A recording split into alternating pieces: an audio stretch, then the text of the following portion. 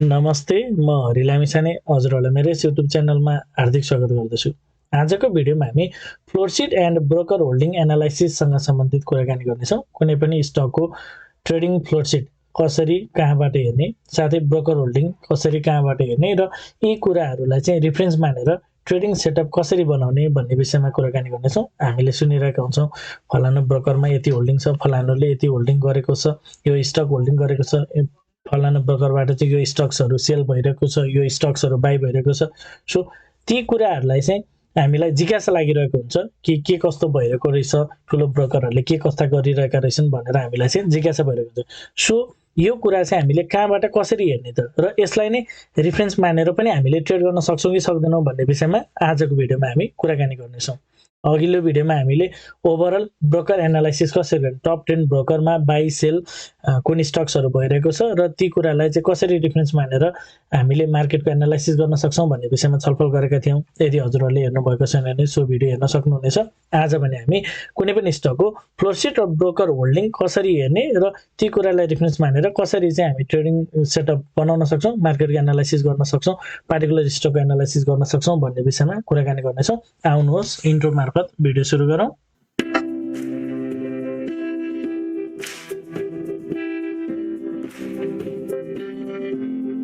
यस YouTube channel मार्फत मैले share बजारसँग सम्बन्धित विभिन्न किसिमका भिडियोहरू लिएर आउनु भएको हुनाले यदि हजुरहरूले अहिलेसम्म पनि मेरो च्यानल सब्सक्राइब गर्नुभएको छैन भने कृपया च्यानल सब्सक्राइब गरिदिनु होला र भिडियो पुरा हेर्नुभयो भने हजुरहरूले मैले भन्न खोजेको कुरा सबै सजिलैसँग बुझ्न सक्नुहुनेछ। कुनै पनि स्टकको फ्लोरशीट एनालाइसिस गर्नको लागि सजिलो तरिका म हजुरहरूलाई सिकाउन गइरहेको छु। सुरुमा गुगल क्रोम अथवा कुनै पनि ब्राउजरबाट नेप्सेको टेक्निकल चार्ट ओपन गर्नुपर्ने हुन्छ र सजिलो र फ्री भर्सनको हजुरहरूलाई म यहाँ सिकाउँदैछु। गुगल क्रोम अथवा कुनै पनि ब्राउजरमा गएर नेप्से चार्ट, नेप्से अल्फा भनेर यदि हजुरले टाइप गर्नुभयो भने यो प्रकारको इन्टरफेस चाहिँ खुल्छ।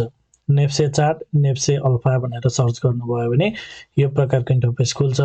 यो खुलिसकेपछि हजुरहरूले कुन स्टकको चाहिँ आफूलाई फ्लोरशीट एनालाइसिस गर्न मन लागेको छ त्यो चाहिँ हेर्नुपर्ने हुन्छ र फ्लोरशीट एनालाइसिस गर्नको लागि चाहिँ केही कुराहरू ध्यान दिनुपर्ने हुन्छ। हामीले रेगुलर बेसिसमा कुनै पनि स्टकको ट्रेड गर्छौँ भने जस्तै फिल्टर गरेर अब नेप्सेमा त 300 वटा वा सोभन्दा बढी स्टक्सहरू छन्, 300 भन्दा धेरै स्टक्सहरू सबैको हामीलाई त्यो याद हुँदैन, त्यो हामीले नोट गरेर पनि त्यो सम्भव हुँदैन। त्यसैले इन्भेस्टिङका स्टक्सहरूमा खासै त्यति जरुरी पर्दैन। जुन स्टक्सहरू हामीलाई ट्रेड गर्न मन छ टेक्निकल सेटअपको साथै यदि ब्रोकर होल्डिङको आधारमा पनि अपरेटरहरू खेलाडीहरू लागेको छ भन्ने कुराहरू सुनेको आधारमा अथवा त्यो कुराहरू चाहिँ ब्रोकर एनालाइसिस अथवा फ्लोरशीट एनालाइसिसबाट चाहिँ त्यो कुराहरू थाहा पाएर चाहिँ त्यसको आधारमा ट्रेड गर्न मन छ भने चाहिँ हामी सिरिज रूपमा चाहिँ यो एनालाइसिस गर्नुपर्ने हुन्छ र एक दिन मात्र हेरेर ओहो यो ब्रोकरमा राम्रो होल्डिङ रहेछ यसमा बाई गर्नुपर्छ भनेर हामीले त्यसरी सोच बनाउनु हुँदैन। त्यस्तै एक दिनमा व्यापक एउटा ब्रोकरबाट सेल आयो, ओहो यसमा चाहिँ सेल आयो अब चाहिँ हामी एक्जिट गर्नुपर्छ भनेर त्यस्तो मेन्टालिटी तयार गर्नु हुँदैन। यसलाई चाहिँ हामीले फिल्टर गरेर स्टक्सहरू राख्नुपर्ने हुन्छ। जस्तै 5-10 वटा स्टक्सहरू हामीसँग छ भने 5-10 वटाको फ्लोरशीट हामीलाई डेली रूपमा पनि नोट गर्न त खासै गाह्रो हुँदैन। यदि हाम्रो प्रोफेसन नै यही छ, सेयर मार्केट छ भने, हामी प्रोफेसनै ट्रेडर हो भने, ट्रेडिङ नै हाम्रो प्रोफेसन हो भने हामीले यो कुराहरूलाई चाहिँ झन्झटिलो मान्नु हुँदैन र यो जरुरी पर्छ भन्ने होइन। Those who are interested broker analysis गर्नको लागि, फ्लोरशीट एनालाइसिस गर्नको लागि उहाँहरूको लागि चाहिँ भन्दैछु। र हामीले कसरी एनालाइसिस गर्ने भन्ने सन्दर्भमा चाहिँ डेली रूपमा जानु पर्यो। आफूले धेरै स्टक्सहरू राख्न गाह्रो हुन्छ, कहिलेकाहीँ केही स्टक्सहरूमा राम्रो चाम देख्यो भने त्यो स्टक्सलाई वाच गर्न सकिन्छ, होइन भने सधैँ एउटै स्टक्सहरूमा एउटै भन्न खोजेको रेगुलर रूपमा चाहिँ फलो गर्ने स्टक्सहरूमा नै ट्रेड गर्नको लागि चाहिँ राम्रो हुन्छ। र मानौ अब एक्जाम्पल मैले दिन चाहिँ अब कसरी गर्ने भन्ने सन्दर्भमा चाहिँ जस्तै एक्जाम्पल हामीलाई चाहिँ एपिआई अपीको बारेमा ल अब फ्लोरशीट चाहिँ हामीलाई जान्न मन लाग्यो। सो हामीले स्टकमा गएर चाहिँ एपिआई टाइप गर्छौँ र यो टाइप गरेपछि यसको चार्ट चाहिँ यहाँनिर आउँछ। अहिले पछिल्लो समय चाहिँ घट्दो क्रममा देखिएको छ, केही राम्रो मोमेन्टपछि अहिले रिट्रेसमेन्टको क्रममा अथवा डाउन ट्रेन्डमा चाहिँ रहेको छ। यसको फ्लोरशीट एनालाइसिस गर्नको लागि यहाँ माथि फ्लोरशीट भन्ने अप्सन हजुरले देख्न सक्नुहुन्छ, यो यहाँनिर हजुरले हेर्न सक्नुहुन्छ। ट्याक्कै यो फ्लोरशीट भन्ने अप्सनमा यहाँनिर क्लिक गर्नुभयो भने यो अपीको चाहिँ फ्लोरशीट खुल्छ र यसमा के कुराहरू हेर्ने म हजुरहरूलाई सर्फेसली भनिदिन्छु र यसलाई एनालाइसिस कसरी गर्ने भन्ने कुरा हामी पछि कुराकानी गर्नेछौँ। सुरुमा के कुराहरू हेर्ने, सुरुमा अपी ट्रेड समरी भनेर यहाँनिर लेखेको छ, र हामीले यहाँ हेर्न सक्छौँ। सो कहिले बिहिबारको कारोबार अन्तिम थियो। सो अन्तिमको यहाँ बिहिबारको देखिन्छ। एलटिपी 177 मा बन्द भएको छ। यहाँबाट नोट गर्नुपर्ने कुरा भनेको चाहिँ टोटल ट्रेडेड क्वान्टिटी चाहिँ 2,71,000 लगभग 2,72,000 किता चाहिँ यसमा कारोबार भएको छ। यो कुरा हामीलाई चाहियो। त्यसपछि हामीलाई यो हेर्नु पर्यो, trading at intraday higher price र trading at intraday lower price, यो कुरा हेर्न जरुरी छ। यदि कुनै पनि स्टकमा हायर प्राइसमा ट्रेड देखिएको छ भने यसमा चाहिँ बायरहरू चाहिँ हाबी भएको रहेछन् भनेर बुझ्नु पर्यो। So trading at intraday higher price चाहिँ बढी छ भने 50% भन्दा बढी देखियो भने बायरहरू चाहिँ सक्रिय रहेछन् भनेर बुझ्नु पर्यो। त्यस्तै ट्रेडिङ एट इन्ट्राडे लोवर प्राइसमा चाहिँ सेलरहरू सक्रिय रहेछन् भनेर बुझ्नु पर्यो। त्यसैले मार्केट अपट्रेन्ड भएको बेलामा trading at intraday higher price चाहिँ भयो भने बायरहरू चाहिँ महँगो मूल्यमा पनि किन्न तयार रहेछन् भनेर बुझ्नु पर्यो। मार्केट चाहिँ घट्दो क्रममा भएको बेलामा चाहिँ यदि trading at intraday lower price चाहिँ बढी रहेछ भने सेलरहरू चाहिँ सस्तो मूल्यमा पनि बेच्न राजी रहेछन् भनेर बुझ्नु पर्यो। त्यसैले अप ट्रेन्डको मार्केटमा trading at intraday higher price हुनु राम्रो हो भने डाउन ट्रेन्डको मार्केटमा trading at intraday lower price हुनु चाहिँ त्यति राम्रो होइन भनेर बुझ्नु पर्यो। यो एउटा डिफरेन्स मात्र है। र अब यसपछि यो कुराहरू हेरिसकेपछि हामीलाई यहाँ तल आएर चाहिँ अब यो प्राइस चाहिँ यहाँनिर कुन ब्रोकर ट्रान्जेक्सन आइडी साथै buyer broker, seller broker, quantity रेटहरू हुन्छ। यहाँ हेर्न पनि इम्पोर्टेन्ट कुराहरू चाहिँ म हजुरलाई सेयर गर्छु। जस्तै यसमा चाहिँ बल्कमा कारोबार भएको छ कि छैन भनेर हेर्नको लागि चाहिँ हामीले क्वान्टिटीमा क्लिक गऱ्यो भने एसेन्डिङ र डिसेन्डिङमा यसलाई चेन्ज गर्न मिल्छ। सो हामीले यो चाहिँ यसमा अड लटमा पनि कारोबार भएको रहेछ भन्ने कुरा यहाँबाट देखियो, किनभने एक किता पनि कारोबार भइरहेको छ। सो यतापट्टि डिसेन्डिङमा सबैभन्दा बढी किता 29,000 किता चाहिँ कारोबार भएको रहेछ। एउटै ब्रोकरमा छ कि छैन, त्यो एउटै ब्रोकरमा रहेछ भने पनि त्यसलाई त्यति फरक चाहिँ पर्दैन। तर यो प्रायः जस्तो बल्कमा यदि कारोबार हुन्छ भने यो म्याचिङ हो। यो टर्नओभर लिएर आउनको लागि अपरेटरहरूले केही भूमिकाहरू खेलेको हुनसक्छ भन्ने हिसाबले लिन चाहिँ सकिन्छ। तर ओभरअलमा ब्रोकर फरक देखियो भने त्यस्तै सोच्नु पनि पर्दैन। यो बल्कमा भएको कारोबारलाई त्यति ठुलो इस्यु बनाउनु पर्दैन, किनभने एउटा ब्रोकरबाट यति नै किताब बाई भइरहेको छ, अर्को ब्रोकरबाट सेल भइरहेको छ। सो बाहिर सेल यसलाई बराबर रूपमा हामीले हेर्न सक्छौँ।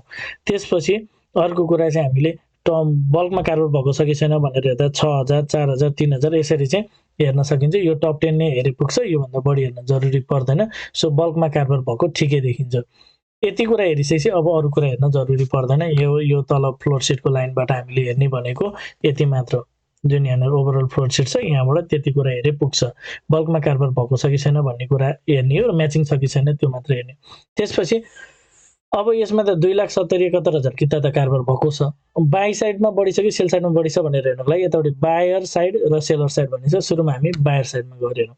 बायर साइडमा गएर यदि हामीले हेर्छौँ भने 74 नम्बरको ब्रोकरबाट चाहिँ 32,000 किता, टोटल कारोबारको 11% कारोबार भएको छ। सो यसमा एउटा दुईटा हेरे पुग्छ है, एउटा दुईटा हेरे पुग्छ, एउटा दुईटा बढीमा तीनटा हेऱ्यो भने पुग्छ। सो टोटल कारोबारको 11%, 7%, 5% चाहिँ बाई भएको रहेछ भन्ने देखियो। सो यता अरू केही पनि हेर्न जरुरी पर्दैन, ब्रोकर नम्बर पनि याद गर्न जरुरी पर्दैन। क्वान्टिटी चाहिँ टोटल कारोबारको चाहिँ 80% चाहिँ कारोबार भइरहेको छ भनेर बुझ्नु पर्यो। त्यसपछि अब सेलर साइडमा जाउँ। यतापट्टि चाहिँ हामीले याद राख्नु पर्यो कि 11%, 7% यसरी कारोबार भइरहेछ। अब सेल साइडमा चाहिँ के छ भनेर हामीले सेल साइडमा त बढी रहेछ, त्यसको डबलै छ, लगभग 22% अनि 9% अनि 7%। भनेपछि यसमा चाहिँ उतापट्टि 21,000 बाई भइरहँदाखेरि यहाँ चाहिँ 60,000 किता चाहिँ सेल भइरहेछ। यतापट्टि हाम्रो कति थियो, ल 32,000 किता बाई भएको थियो भने यता सेल साइडमा गएर चाहिँ एउटै ब्रोकरबाट चाहिँ लगभग 60,000 किता सेल भएको छ। त्यसपछि 60,000, 21,000, 15,000 यसरी टोटल कारोबार 22, 9, 7 यसरी कारोबार। अब यसलाई चाहिँ एनालाइसिस गर्ने कसरी भन्ने कुरा, यता साइडमा धेरै छ कि बाई साइडमा धेरै छ कि सेल साइडमा धेरै छ, त्यो कुरालाई चाहिँ फोकस गर्नु पर्यो। यदि बाई साइडमा धेरै देखिन्छ भने पार्टिकुलर ब्रोकरबाट ओहो यसमा चाहिँ केही खेलाडीहरूले चाहिँ अथवा केही ब्रोकरबाट चाहिँ राम्रो बाई भइरहेको छ, यसमा चाहिँ केही कुराहरू हुनसक्छ पोजिटिभ कुराहरू भनेर सोच्न सकिन्छ। त्यस्तै सेल साइडमा चाहिँ ओहो सेलरहरू सक्रिय भइरहेछन्, कतै मूल्य घटेर जाने हो कि भनेर यसमा आफ्नो डाउट चाहिँ सिर्जना गर्न सकिन्छ भन्ने रूपमा यो बायर साइड र सेलर साइड यसरी एनालाइसिस गर्ने। त्यसपछि ब्रोकर होल्डिङ छ यहाँनिर तेस्रो चौथो अप्सन, ब्रोकर होल्डिङमा गएर क्लिक गर्ने। यो चाहिँ एक महिनाको चाहिँ डाटा हामीलाई यहाँनिर उपलब्ध हुन्छ र एक हप्ताको डाटा उपलब्ध हुन्छ। त्यसैले मैले अघि सिरिज रूपमा हेर्नुपर्छ भनेको पछाडि कारण चाहिँ अब एक महिना अगाडिदेखि 2 महिना, 3 महिना, 6 महिना अगाडिदेखिको होल्डिङ चाहिँ यहाँनिर सेल आउँछ भने अथवा नयाँ बाई आउँछ, त्यो चाहिँ एक महिनाको रिफरेन्समा मात्र हुन्छ कि। त्यही भएर यसलाई चाहिँ हामीले रेगुलर रूपमा हेऱ्यौँ भने सजिलो हुन्छ। जस्तै एक महिनादेखि चाहिँ मजाले बाई भइरहेको थियो, अनि त्यसपछि चाहिँ अहिले आएर चाहिँ त्यो सेल भएको हुनसक्छ नि त, अगाडि देखिएको बाई भएको अहिले सेल भएको हुनसक्छ। सो रेगुलर रूपमा चाहिँ हामीले हेऱ्यो भने त्यो कुरा चाहिँ ठिक हुनसक्छ। अब यहाँनिर बाई साइडमा गएर हामीले हेर्ने, जम्मा 2टा 3टा हेरे पुग्छ, यसमा पनि धेरै हेर्नु पर्दैन, यसरी यहाँ धेरै हेर्नु पर्दैन, यो बार डायग्राम पनि हेर्नु पर्दैन। यहाँनिर जुन क्वान्टिटी छ क्वान्टिटी हेरिन्छ। जस्तै अपीको चाहिँ यो 1 महिनाको अवधिमा चाहिँ 1,07,000 किता चाहिँ सेल छोडेर 1,07,000 किता चाहिँ बाई भएको छ। यो 48 नम्बरको ब्रोकरबाट बुझ्नु पर्यो। अर्को भनेको 81,000 किता, भनेपछि केही राम्रै होल्डिङ देखिएको छ भनेर बुझ्न सकिन्छ 1 महिनाको बिचमा। त्यस्तै सेल साइडमा गएर नै हामीले हेर्न सक्छौँ। सेल साइडमा हेर्दाखेरि चाहिँ लगभग 1.5 लाख भन्दा बढी किता सेल भएको छ, 1 लाख हाराहारीको किता सेल भएको छ भनेपछि 1 महिनाको बिचमा त बाई भन्दा सेल साइड नै बढी देखियो भन्ने कुरा बुझ्नु पर्यो। अब यो सेल साइडलाई खासै कन्सिडर गर्नु पर्दैन, कतिको एकुमुलेसन भएको छ कि छैन ब्रोकरमा, कुनै ब्रोकरले एकुमुलेट गरेको छ कि छैन। खास फ्लोरशीट अथवा ब्रोकर एनालाइसिस गर्नुको पछाडि कारण चाहिँ कुनै पनि पार्टिकुलर ब्रोकरमा अलि बल्कमा होल्ड भएको छ कि छैन त्यो हेर्न खोजेको हो, र यहाँ चाहिँ केही मात्रामा राम्रै होल्डिङ देखिएको छ भन्ने हिसाबले हेर्न सकिन्छ।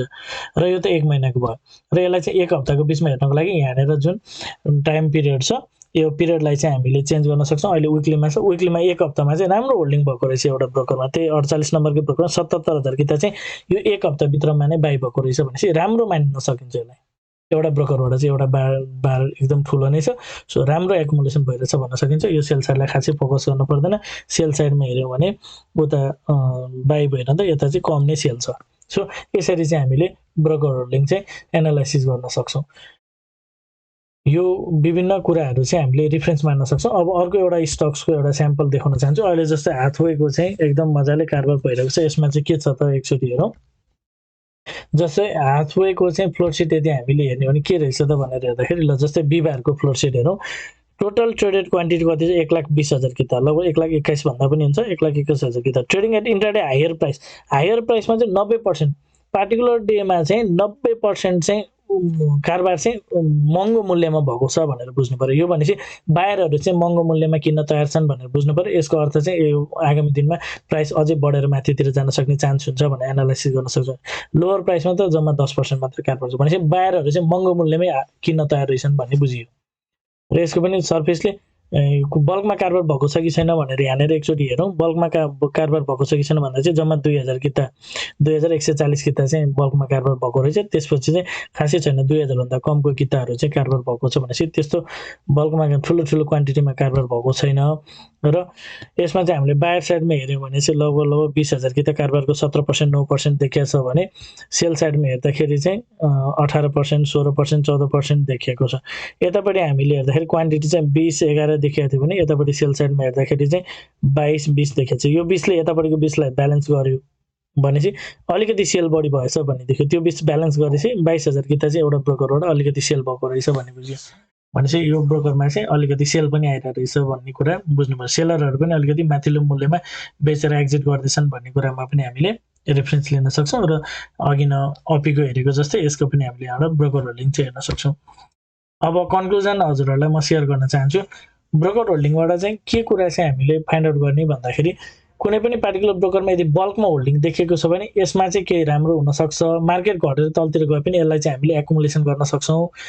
एउटा बायसलाई चाहिँ बाई गर्नुको लागि चाहिँ बायस भएर यसलाई चाहिँ एउटा रिफरेन्स केही राम्रो छ भन्ने हिसाबले एउटा बाई गर्नुको लागि एउटा प्लस पोइन्टको रूपमा यसलाई लिन सक्छौँ भन्ने कुरा बुझ्नु पर्यो।